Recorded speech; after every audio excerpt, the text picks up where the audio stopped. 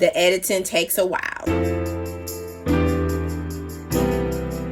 Hey guys, welcome back to my channel. In March, I did another kind of like reading challenge, and what I wanted to do was I called it Mystery March Madness. It's probably not a unique name. I think a lot of people were doing it, but I don't know. I probably didn't. So Mystery March Madness. The goal was to read as many mysteries as I could. Mysteries on my shelf and mysteries from authors I had not read before. One of these does carry over that I just finished a couple days ago. At the time of this recording, it's like April something. We're going to leave it in the mystery read. The first book I read was A Curious Beginning by Deanna Raybourn, and I've seen so many cozy mystery booktubers talk about her and this book. It is set in London, 1887, and it follows Miss Veronica Speedwell, who's on a mystery to figure out who she is and why people are trying to track her down. Her paths cross with the Brody wounded bear, Mr. what's his name? Stoker. It was a lot of fun. I didn't have any expectations going into this story. I really enjoyed the banter between Veronica and Stoker as they try to figure out the mystery surrounding why everyone's trying to track her down. We go from place to place. We meet so many different characters, but it is told through the first person of Miss Veronica Speedwell. She is quite unconventional for the woman of the time, quite a renaissance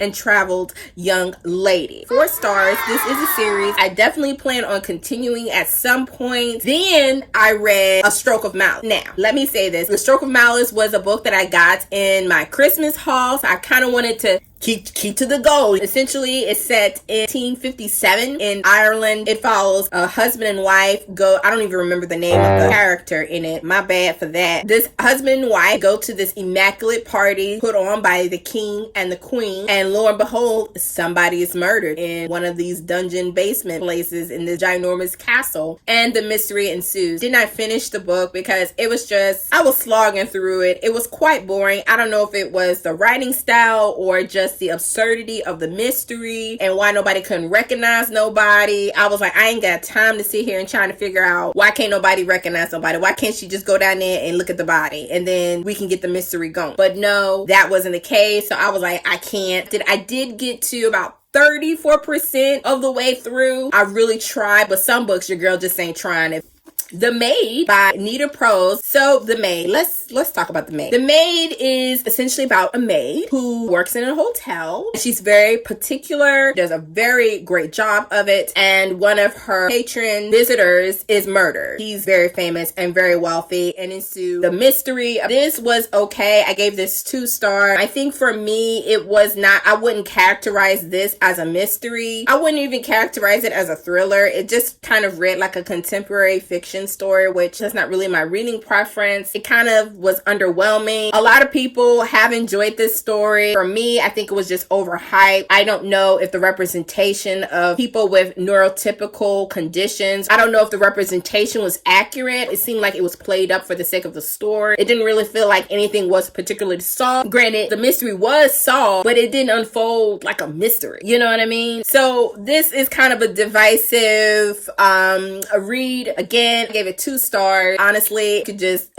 skip this book and keep it moving. You wouldn't miss a beat. But if you want to go and read it, you might have a different experience. But for me, I'm out. It wasn't entertaining enough for me to finish it. So that says a lot. Didn't DNF it, but it was kind of trying to get through. So I'm really trying not to DNF every single book. But hey, if it fall, it fall. Okay. It wouldn't be Mystery March Madness without Miss Agatha Christie. I hope y'all didn't think I was going to get halfway through this video and not mention Miss Agatha Christie, the queen of mystery, the unadulterated of the mystery genre. So many definitive statements. Murder on the Orient Express are snarky, small, snappy, little arrogant man, Mr. Hercule Poirot. He is on a trip back to Europe, and he has to take the Orient Express to get there because it's set in the 30s, so they ain't got planes, they got trains. I have had way too much coffee. Obviously, Hercule Poirot is on the train. Somebody is murdered. He gonna have to find out. I've read this one now, and I've read Death on the Nile. Both been adapted, so stay tuned to the channel. I will definitely do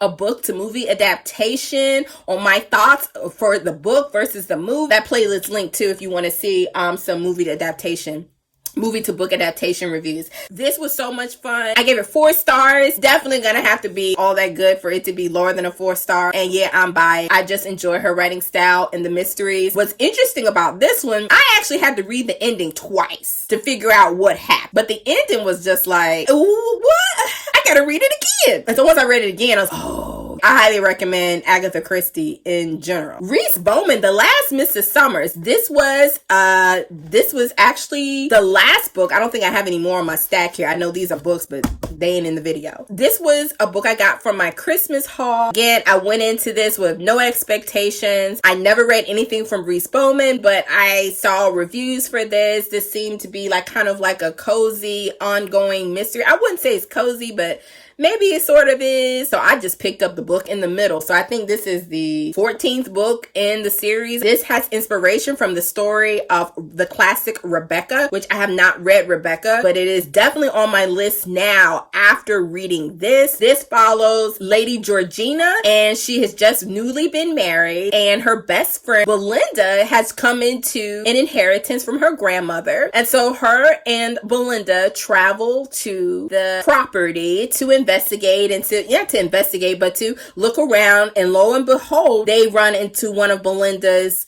old childhood friends, and she invites them back to the house, and then somebody gets murdered.